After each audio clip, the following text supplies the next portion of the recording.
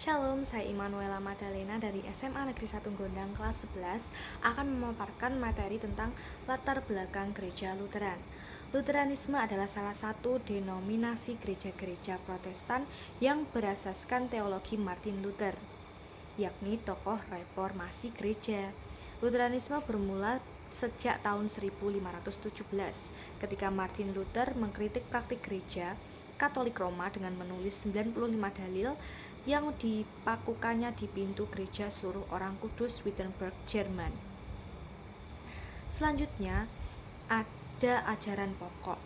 Ajaran khas Martin Luther yang seringkali juga diakui sebagai ciri khas ajaran reformasi disimpulkan dalam 3 sola, yaitu ada sola fide, sola gratia, dan sola scriptura, yang berarti hanya iman, hanya anugerah, dan hanya kitab suci. Selanjutnya ada sakramen. Gereja Lutheran mengakui 2 sakramen, yaitu pembaptisan dan perjamuan kudus. Selanjutnya ada ikonoklasme.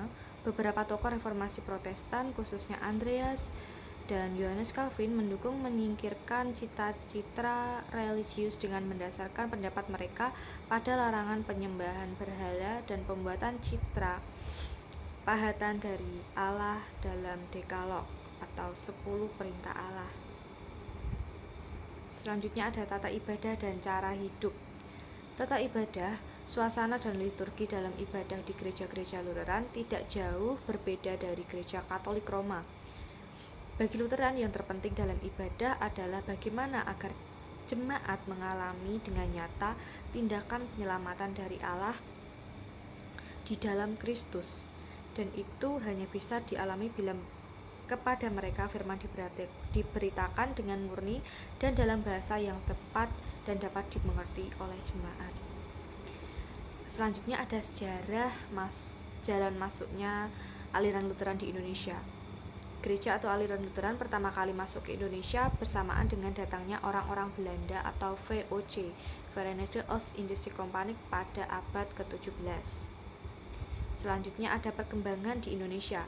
Di Indonesia dewasa ini ada sekurang-kurangnya 8 organisasi gereja yang mengaku sebagai penganut atau paham aliran gereja Lutheran, berkantor pusat di Sumatera Utara dan sekitarnya kecuali GPKB.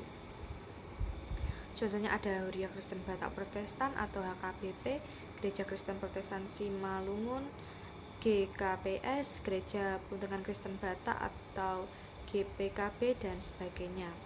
Kesimpulan, dapat disimpulkan bahwa gereja aliran Lutheran merupakan gereja persekutuan orang-orang kudus, yakni mereka yang telah diselamatkan oleh Allah melalui korban Kristus, bukan karena amal atau perbuatan baik, melainkan karena anugerah Allah.